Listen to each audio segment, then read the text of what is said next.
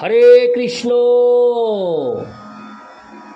আজ 14ই কার্তিক 1432 ও 1 নভেম্বর 2025 শনিবার উত্থান একাদশী।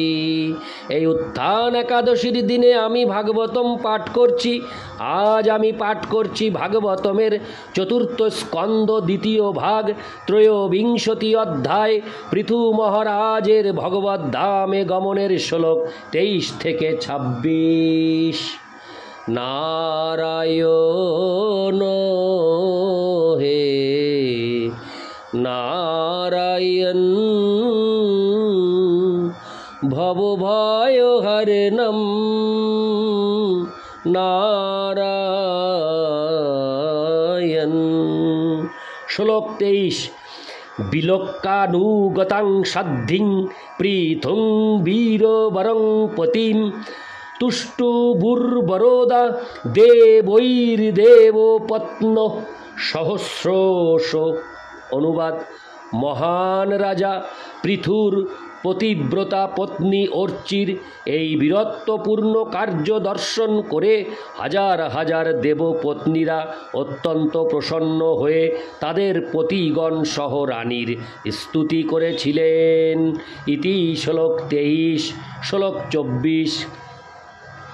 কুর্বত্ত কুসুমাসারং তস্মিন্নন্দরোষানুনি নদৎসমরতুর্যেষু গৃণন্তি স্ম পরস্পরম। অনুবাদ: সেই সময় দেবতারা মন্দর পর্বতের শিখরে দুন্দুবি বাজিয়েছিলেন এবং তাদের পত্নীরা সেই চিতার উপর পুষ্পবৃষ্টি করে পরস্পরের মধ্যে এইভাবে বলা বলি করেছিলেন। ইতি শ্লোক 24। শ্লোক 25। দেব্য উচু অহো ইয়ং বধূর্ধন্যা যা চৈবং ভূভুজং পতিম সর্বাত্মনা পতিং ভেজে যজ্ঞেশং শ্রীর্বধূরিব। অনুবাদ: দেবপত্নীরা বললেন, মহারানী অর্চি ধন্যা, আমরা দেখতে পাচ্ছি যে পৃথিবীর সমস্ত রাজাদের সম্রাট মহারাজ পৃথুর এই পত্নী তার কায় মন ও বাক্যের দ্বারা তার পতির সেবা করেছেন, ঠিক যেভাবে লক্ষ্মী দেবী যজ্ঞেশ্বর ভগবান বিষ্ণুর সেবা করেন। তাৎপর্য: এই শ্লোকে যজ্ঞেশং শ্রীর্বধূরিব বাক্যাংশটি ইঙ্গিত করে যে লক্ষ্মী দেবী যেভাবে পরমেশ্বর ভগবান বিষ্ণুর সেবা করেন, ঠিক সেইভাবে মহারানী অর্চি তার পতির সেবা করেছিলেন। এই পৃথিবীর ইতিহাসেও আমরা দেখতে পাই যে যখন পরমেশ্বর ভগবান শ্রীকৃষ্ণ দ্বারকায় রাজ্য শাসন করছিলেন, তখন মহারানী রুক্মিণী, যিনি ছিলেন কৃষ্ণের মহিষীদের মধ্যে প্রধান, তিনি শত শত দাসী থাকা সত্ত্বেও স্বয়ং শ্রীকৃষ্ণের সেবা করতেন। তেমনি বৈকুণ্ঠ লোকে লক্ষ্মী দেবীও স্বয়ং নারায়ণের সেবা করেন। যদিও ভগবানের সেবা করার জন্য সেখানে হাজার হাজার ভক্ত উদ্গ্রীব হয়ে রয়েছে, এই প্রথা দেবপত্নীরাও অনুসরণ করেন এবং পুরাকালে মানুষের পত্নীরাও এই আদর্শই অনুসরণ করতেন। বৈদিক সভ্যতায় বিবাহ বিচ্ছেদের মতো মানুষের তৈরি আইনের দ্বারা কখনো পতি পত্নীর বিচ্ছেদ হতো না। মানব সমাজে পরিবার জীবন অক্ষুণ্ণ রাখার প্রয়োজনীয়তা আমাদের হৃদয়ঙ্গম করতে হবে এবং বিবাহ বিচ্ছেদ নামক কৃত্রিম আইন উচ্ছেদ করতে হবে। পতি ও পত্নীকে কৃষ্ণ ভাবনাময় জীবনযাপন করতে হবে এবং লক্ষ্মী নারায়ণ অথবা রুক্মিণী কৃষ্ণের পদাঙ্ক অনুসরণ করতে হবে। এইভাবে পৃথিবীতে শান্তি ও সামঞ্জস্য স্থাপন করা সম্ভব। ইতি শ্লোক 25। শ্লোক 26। শৈশানূনং ব্রজোত্তূর্ধ্বমনু বৈনং পতিং সতি পশ্চাতাস্নানতীতার্চির্দুর্বিভাব্যেন কর্মণা।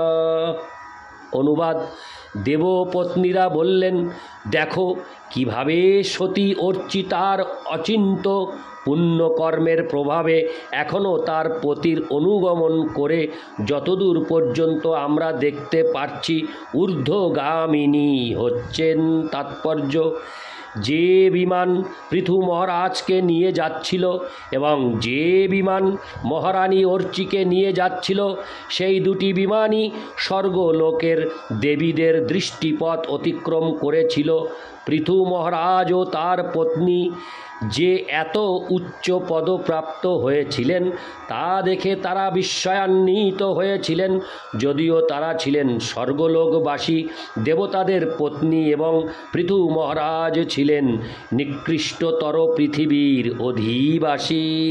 তবুও পৃথু মহারাজ তার পত্নী সহ দেবলোক অতিক্রম করে বৈকুণ্ঠলোকে গমন করেছিলেন।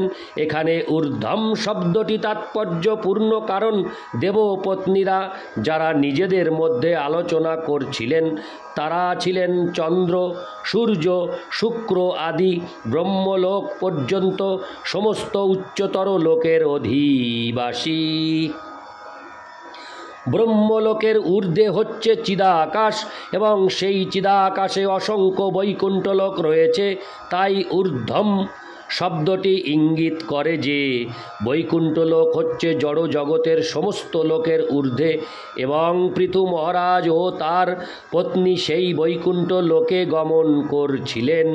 তা এও ইঙ্গিত করে যে পৃথু মহারাজ ও তার পত্নী অর্চি যখন জড় আগুনের দ্বারা তাদের জড় দেহ ত্যাগ করেছিলেন, তৎক্ষণাৎ তারা তাদের চিন্ময় শরীর লাভ করে চিন্ময় বিমানে আরোহণ করেছিলেন, যা জড় উপাদানগুলি অতিক্রম করে চিদাকাশে পৌঁছাতে পারে।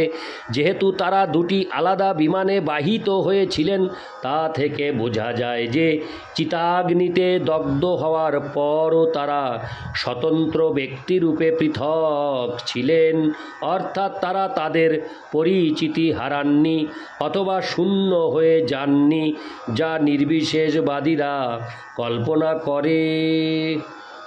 স্বর্গলোকের দেবীরা নিম্ন ও ঊর্ধ্ব দুই দিকই দর্শন করতে পারেন।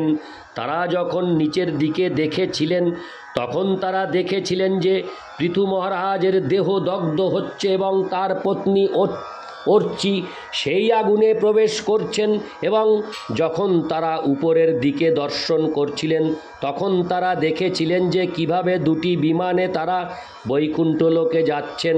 তা সম্ভব হয়েছিল কেবল তাদের দুর্বিভাবেন, হরে কৃষ্ণ, দুর্বিভাবেন কর্মণা বা অচিন্ত কর্মের প্রভাবে।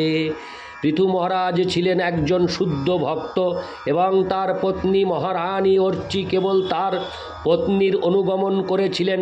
এইভাবে তারা দুজনেই ছিলেন শুদ্ধ ভক্ত এবং তার ফলে তারা অচিন্ত কর্ম সাধনে সক্ষম ছিলেন। এই প্রকার কার্য সাধারণ মানুষের পক্ষে সম্ভব নয়। প্রকৃতপক্ষে সাধারণ মানুষ ভগবদ ভক্তি গ্রহণ পর্যন্ত করতে পারে না এবং সাধারণ স্ত্রী সতীত্বের এই প্রকার ব্রত অবলম্বন করে সর্বতোভাবে তাদের পতির অনুগমন করতে পারে না। মহিলাদের উচ্চ শিক্ষা লাভের কোনো প্রয়োজন হয় না, কিন্তু তাদের পতিরা যদি ভগবদ ভক্ত হন এবং তারা যদি তাদের পতির পদাঙ্ক অনুসরণ করেন, তাহলে পতি ও পত্নী উভয়েই মুক্তি লাভ করবেন এবং বৈকুণ্ঠলোকে উন্নীত হবেন। পৃথু মহারাজ ও তার পত্নীর অচিন্ত কর্মের প্রভাবে তা প্রত্যক্ষ হয়েছে। ইতি শ্লোক 26। নারায়ণ হে নারায়ণ ভবভয়হরণম নারায়ণ লক্ষ্মীকান্তম কমলনয়নম মঙ্গল চরণম নারায়ণ।